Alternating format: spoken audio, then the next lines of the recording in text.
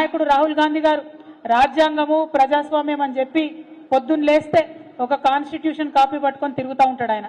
కానీ ఇక్కడ ఈ ముఖ్యమంత్రి గారు మరి అదే రాజ్యాంగానికి అదే ప్రజాస్వామ్యానికి తూట్లు పొడిచే విధంగా వ్యవహరిస్తున్నటువంటి తీరుని రాహుల్ గాంధీ గారు గమనించాలి.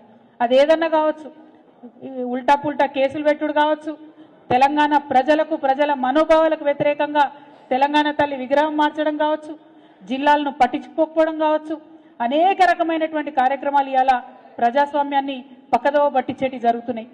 ఎన్నడూ లేదు కేసీఆర్ గారి పాలనలో 2 పెద్ద పెద్ద ఎన్కౌంటర్లు ఇవాళ ఇక్కడ జరిగినాయి. మరి అటువంటి పరిస్థితిని కూడా మన రాష్ట్రంలో చూస్తున్నాం. ఆ ఎన్కౌంటర్ల మీద కూడా మాట్లాడేటటువంటి ఆలోచన ఈ ప్రభుత్వం చేస్తలేదు. మన రాష్ట్రంలో తుపాకీ మోతలు ఉండొద్దు అనేటటువంటి విధంగా పరిపాలన చేసినటువంటి వ్యక్తి కేసీఆర్ గారు.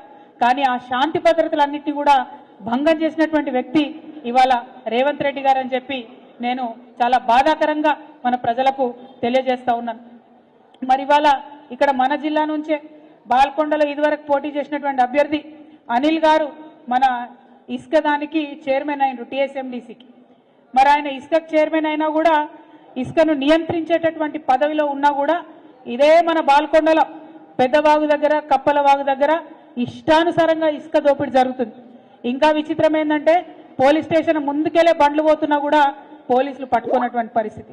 మన హయాంలో ఇసుకకు సంబంధించి ప్రభుత్వం నుండి పాలసీ చేసి ప్రజలకు తక్కువ ధరకు ఇసుక దొరికే విధంగా చాలా పర్ఫెక్ట్గా వాగులు దెబ్బతినకుండా ఇసుకను మనం నియంత్రించినటువంటి పరిస్థితి, మైనింగ్ ఆదాయం పెంచినటువంటి పరిస్థితి. ఇవాళ మైనింగ్ ఆదాయం 0 అయింది, కాంగ్రెస్ నాయకుల ఆదాయం మాత్రం చాలా పెరిగిపోయింది. ఈ విషయం మీద కూడా మనందరం పోరాటం చేయాల్సినటువంటి అవసరం ఉంది. మీడియా మిత్రులు నేను ప్రత్యేకించి కోరుతా ఉన్నా, మన జలవనరులు దెబ్బతినేటటువంటి ఇసుక దోపిడీని అడ్డుకునే విధంగా మనందరం కూడా ప్రయత్నం చేద్దాం. ప్రతిపక్షంగా మా పక్షాన మీడియా నిలవాలని కూడా ఈ సందర్భంగా నేను కోరుతా ఉన్నాను.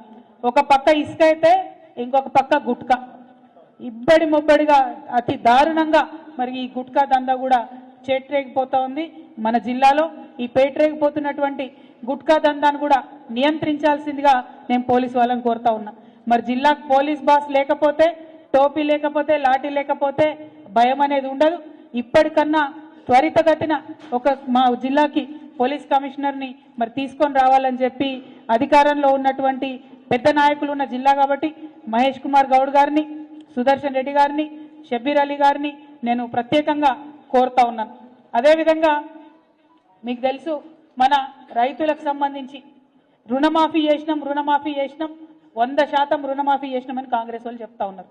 నేను ఇవాళ ఒక లెక్క చెప్పదలుచుకున్న, దయచేసి మీడియా మిత్రులు నోట్ చేసుకోవాలి. టీఆర్ఎస్ పార్టీ గతంలో ఉమ్మడి జిల్లా కామారెడ్డి నిజామాబాద్ కలిపి 3,79,000 మందికి రుణమాఫీ చేసినాం. ఇలా కాంగ్రెస్ ప్రభుత్వం కేవలం 2 లక్షల మందికి రుణమాఫీ చేసి రుణమాఫీ మొత్తం చేసినామని చెప్తున్నటువంటి పరిస్థితి. నిజామాబాద్ జిల్లాలో ఇంకా 1,02,000 మందికి రుణమాఫీ కాలేదు. కామారెడ్డి జిల్లాలో ఇంకా 75,000 మందికి రుణమాఫీ కాలేదు. కాబట్టి ఖచ్చితంగా ఈ రుణమాఫీని తొందరగా ప్రభుత్వం పూర్తి చేయాలని కూడా మేము డిమాండ్ చేస్తూ ఉన్నాం.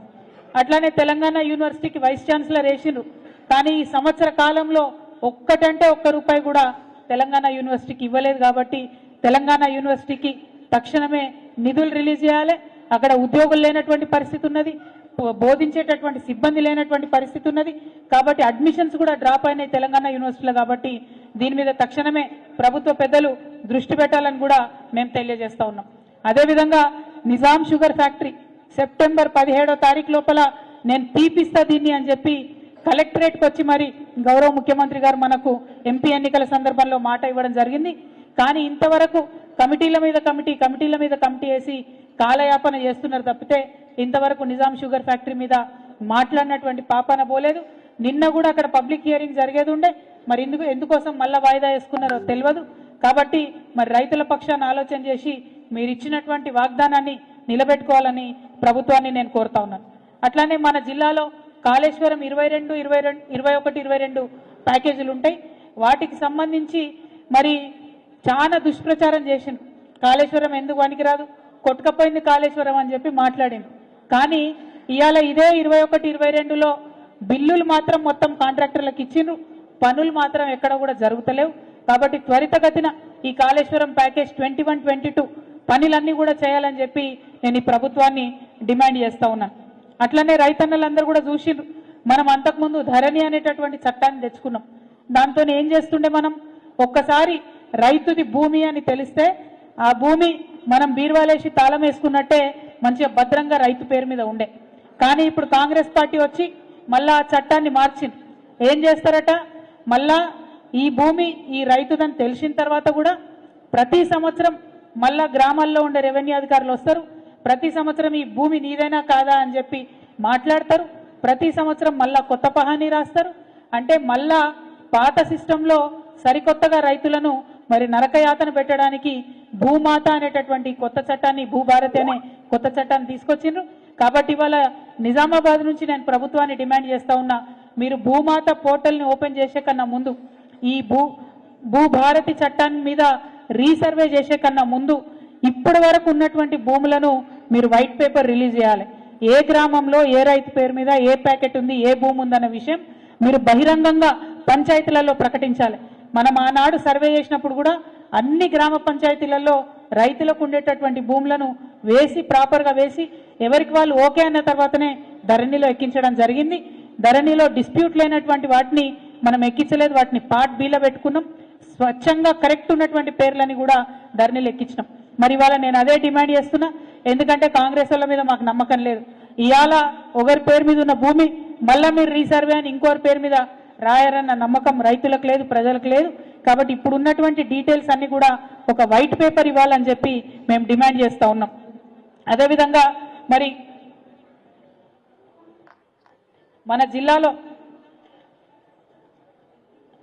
జిల్లాలో మొట్టమొదట మహేష్ కుమార్ గౌడ్ గారు ఆయన పిసిసి ప్రెసిడెంట్ అయి వచ్చినాక భరోసా ఇచ్చేటట్టు మాట్లాడతారేమో, మరి మన జిల్లాకు అభివృద్ధికి తీసుకొస్తారేమో, నిధులు తెస్తారేమో, వరదలాగా నిధులు వస్తాయేమో, చాలా మొత్తం పార్టీ నాయకుడే మన జిల్లా నుంచి ఉన్నాడని అనుకున్నాం. కానీ వస్తానే ఏం మాట్లాడిండు, హైదరాబాద్లో హైడ్రా పెట్టినాం, నిజామాబాద్లో నిడ్రా పెడతాం. ఇక్కడ చిన్న చిన్న వ్యాపారాలు చేసుకునే రియల్ ఎస్టేట్ వ్యాపారులందరూ కూడా కంప్లీట్గా మునిగిపోయినటువంటి పరిస్థితి, పేద ప్రజలందరూ భయంతో ఉన్నటువంటి పరిస్థితి. నిజామాబాద్ చుట్టుముట్టు ఉన్నటువంటి వాళ్ళందరినీ నిడ్రా పేరు పెట్టి మళ్ళా బుల్డోజర్లు పెట్టి కూలగొడతామని చెప్పి మహేష్ కుమార్ గౌడ్ గారు మాట్లాడినటువంటి పరిస్థితి. నేను ఇవాళ మహేష్ కుమార్ అన్నను ఒకటే రిక్వెస్ట్ చేస్తా ఉన్నా, అన్న మనం నిజామాబాద్ వాళ్ళం, మీరు మంచి పెద్ద పదవిలో ఉన్నారు, కాంగ్రెస్ పార్టీలో అత్యున్నతమైనటువంటి పదవిలో ఉన్నారు, కాబట్టి మీరు మన జిల్లాకు నిధులు తీసుకురండి, మన జిల్లా శాంతి భద్రతలను కాపాడే విధంగా తొందరగా పోలీస్ కమిషనర్ని తీసుకురండి. హైడ్రాతో అక్కడ హైదరాబాద్ ప్రజలు ఆగమైనరు, ఇక్కడికి నిడ్రా మాత్రం దయచేసి తీసుకొని రాకండి. పేద ప్రజలకు అవకాశం ఉన్న చోట తరలించండి, నదులను రక్షించండి. ఒక బాధ్యత కలిగినటువంటి ప్రతిపక్షంగా మేము మీకు సహకారం అందిస్తాం. కానీ వాళ్ళకి ఏ ఆధారం లేకుండా ప్రజల ఇంటి మీదకి మాత్రం బుల్డోజర్ తీసుకొని పోవద్దని మహేష్ కుమార్ గౌడ్ అన్న గారిని మేము రిక్వెస్ట్ చేస్తూ ఉన్నాం. అట్లనే మన జిల్లాకు తొందరగా మంత్రి వస్తే కనీసం 1-2 రూపాయలు వాళ్ళు ఇచ్చే నిధులు వస్తాయేమో అనేటటువంటి ఆలోచన కూడా ప్రజలందరిలో ఉంది.